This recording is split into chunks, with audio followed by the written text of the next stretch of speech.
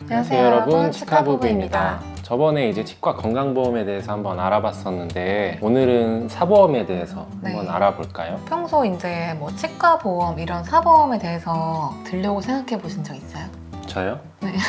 저는 이제 치아가 건강한 편이기 때문에 건강한 치아를 물려받아서 사보험에 대해서는 딱히 이제 생각해 본 적이 없는데 요즘에 이제 보험이 많아지다 보니까 환자분들이 보험을 드신 분들이 굉장히 많아요. 그렇기 때문에 조금 사보험에 대해서도 이제 치과의사 입장에서 이제 관심을 좀 가져봐야겠다 이런 생각이 좀 들었던 것 같아요. 사실 아무래도 이제 뭐 치과 공부를 하면서 또 치과의사라는 직업을 갖고 있다 보니까 보험들 생각은 한 번도 안 해봤는데 아무래도 치과 하면 큰 목돈이 들어간다. 이제 비급여 치료가 좀 있다 보니까 그런 것 때문에 이제 금액적으로 부담을 느끼셔서 보험에 대해서 많이 궁금해하시는 경우가 많은 것 같아요. 그렇죠. 이제 보험이 보장되는 게 원래 이제 치과 건강보험에 뭐 발치나 뭐 스케일링 뭐 이런 잇몸 치료 이런 것들이 보장이 된다고 한다면 우리가 이제 많이 하게 되는 충치 치료나 크라운 치료, 임플란트, 브릿지 뭐 이런 것들은 비용은 비싼데 보험이 보장이 안 되기 때문에 그 보험이라는 게 지금 이제 국가건강보험 말씀하시는 그렇죠. 거죠? 이제 국가건강보험이 보장이 안 되기 때문에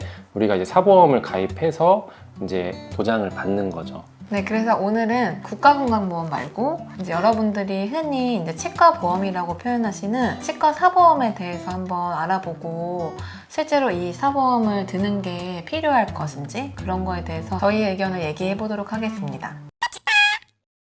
그럼 사보험은 어떤 식으로 이제 구성이 되어 있나요? 사보험을 보니까 이제 나눈 기준이 있던데 처음에 가입할 때 이게 뭐 진단형, 무진단형 이런 용어가 있더라고요. 진단형이 뭐 어떤 거였죠? 진단형은 이제 진단을 이제 받고 나서 보험을 가입하는 경우 치과에 미리 가서 내가 어떤 이제 뭐 치료할 게 있거나 없거나 어떤 진단을 받고 나서 보험 적용을 하는 경우 그리고 이제 무진단형은 진단을 받는 게 없을 때 이제 우리가 뭐 상태가 이제 어떤지 모를 때 이제 가입을 하는 경우인데 대부분의 경우에는 이제 무진단형을 가입을 많이 한다고 하네요. 네, 그래서 이제 진단형, 무진단형에 따라서 보장 개수도 다르고 보험료도 다르고 보장받는 금액도 조금씩 다르고 보통은 이제 진단형보다 무진단형을 많이 한다고들 하는데 아무래도 진단형은 본인의 상태를 치과의사의 진단을 받고 그 진단서를 제출을 해야 된다고 하네요. 본인의 상태를 제출을 해야 되니까 아무래도 이제 가입할 때 좀 거부당하거나 그런 경우가 가끔 있고 대신에 이제 장점으로는 특별히 뭐 면책기간이나 뭐 그런 게 없다고 하네. 바로 즉시 보장이 가능해서 다른 장점은 있지만 아무래도 그 상태에 따라서 가입이 힘들 수 있다는 그런 단점이 좀 있고 무진단형 같은 경우는 이제 그런 진단서 제출 없이 이제 가입을 하는 거라서 어떻게 보면 누구나 가입을 할 수는 있지만 가입하고 나서 뭐 90일 정도의 뭐 면책기간이 있다든지 한 1, 2년 내로는 또 가입 보장 한도가 좀 낮다든지 그런 이제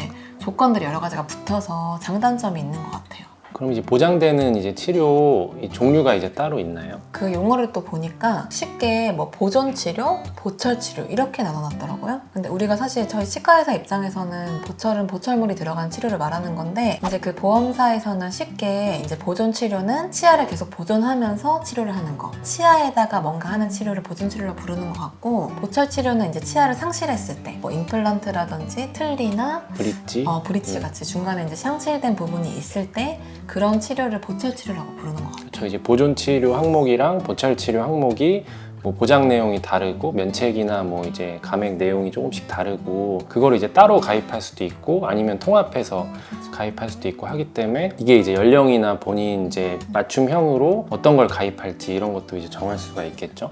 저는 이제 소아치과를 하다 보니까 이제 소아 그 치과보험에 대해서 좀 더 알아봤는데 소아치과보험은 조금 성인에 비해서 좀 저렴하다고 하더라고요. 보통 한 1, 2만 원대 한 달에 그 정도로 보통 보험료를 내는 게 제일 많은 것 같고 아까 제가 이제 보전, 보철을 나눈다고 했는데 보존 치료가 훨씬 많다 보니까 보존 치료 항목을 조금 더 넣어서 그렇게 항목 조절을 좀 하는 것 같아요. 그래서 보통 애기들은 뭐 유치가 있는 경우도 있고 영구치가 있는 경우도 있는데 또 유치, 영구치에 따라 조금 뭐 치료가 달라질 수는 있지만 대부분은 보존 치료를 많이 하는 편이라 그쪽으로 보장이 많이 되어 있는 것 같더라고요.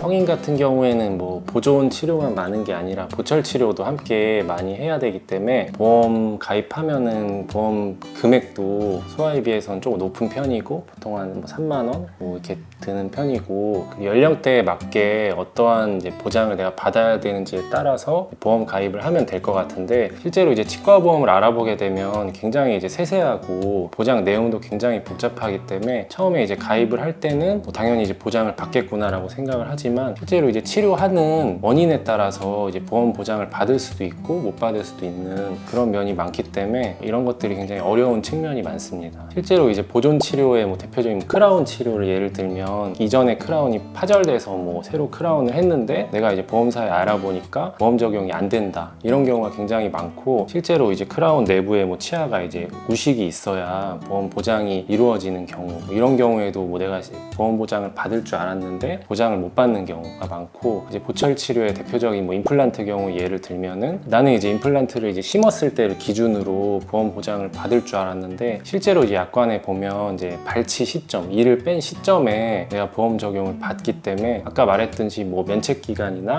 감액 기간 내에 내가 발치를 해버리고 이후에 내가 이제 보장 기간에 임플란트를 심었을 때 실제로 나중에 청구를 해보면 보험 보장을 못 받는 경우 이런 경우들이 굉장히 여러 가지 세세하게 많기 때문에 다 알고 가입하기도 어렵고 그래서 이제 치과 보험이 좀 어려운 것 같아요. 우리가 이제 보험 가입을 할 때 이제 물어보는 게 보통 이제 성인 같은 경우 3가지가 있는데 첫 번째 뭐 내가 틀니를 했는지 그거는 이제 뭐 노인한테 해당되는 거고 두 번째는 뭐 1년 이내에 충치 치료를 뭐 받았거나 아니면 이제 진단을 받았는지 5년 이내에 뭐 발치를 했거나 치주 질환에 대해서 이제 진단을 받았던지 이런 상태가 돼야지 보험 가입을 할 수 있는데 그렇다 보니까 실제로 내가 이제 치아가 안 좋은 사람이 보험 가입을 해서 보장받는 경우가 쉽지 않다고 볼 수 있을 것 같아요. 어쨌든 이제 치과 보험은 저희가 이제 알아봤을 때도 좀 어렵고 이걸 이제 과연 가입을 해야 되는 건지 뭐 안 해도 되는 건지 그냥 적금을 드는 게 나은지 이런 거를 이제 속 시원히 결론을 내렸으면 좋겠는데 저희가 한번 뭐 얘기를 해볼까요? 일단은 소아에 관해서는 어떻게 생각하세요? 필요한 경우엔 도움이 될 수도 있을 것 같아요. 이게 뭐 제가 꼭 가입을 해야 됩니다 이런 건 아니지만 최근에 이제 부모님들이 막 그런 걸 물어보셨을 때 너무 깨끗한 친구라서 제가 어머니 그냥 3개월마다 검진 오시고 받으면은 딱히 보험까지 필요 없을 것 같다고 얘기한 적이 몇 번 있거든요. 부모님들이 오시면 걱정을 하시는 게 본인들이 치아가 되게 안 좋으셔가지고 걱정을 되게 많이 하세요. 아기가 그렇게 되지 않을까. 근데 그거를 언제부터 알 수 있냐면 보통 이제 국가용려 검진을 하잖아요. 1차, 2차, 3차 이렇게 하는데 1차 시기가 보통 만 2세 전후거든요.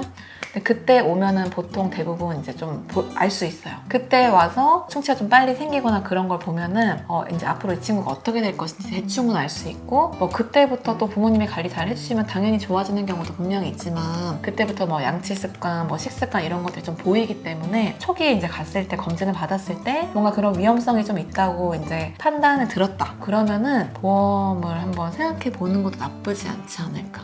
네, 그럼 기욱쌤은 이제 성인으로서 치과 보험을 드는 게 더 좋을 것인가? 어떻게 생각하세요? 일단은 저는 이제 치과 보험을 안 들 것 같아요.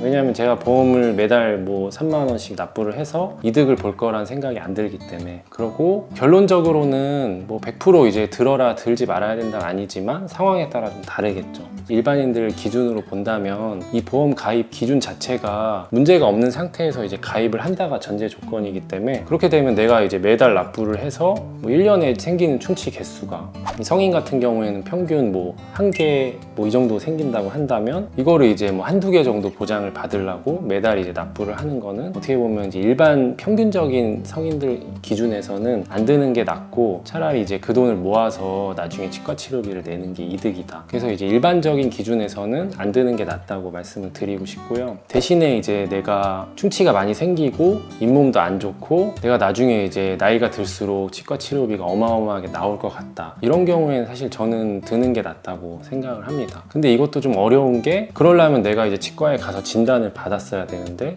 진단을 받았으면 이제 가입이 안 되잖아요. 그렇기 때문에 이거는 이제 본인의 판단 하에 뭐 부모님이 뭐 치아가 많이 안 좋다든지 나도 이제 치아가 어릴 때부터 조금 이제 많이 치료를 많이 받았고 뭐 잇몸도 좀 안 좋은 느낌이 들고 이런 것들을 좀 예상을 해서 내가 이제 치과 치료비가 많이 들 것 같다 하면은 가입을 하는 게 좋을 것 같아요.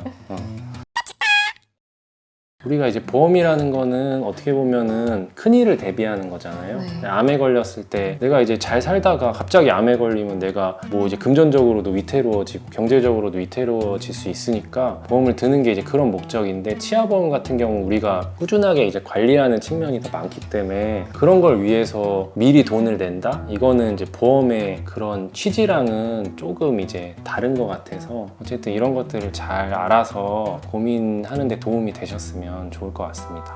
감사합니다. 감사합니다.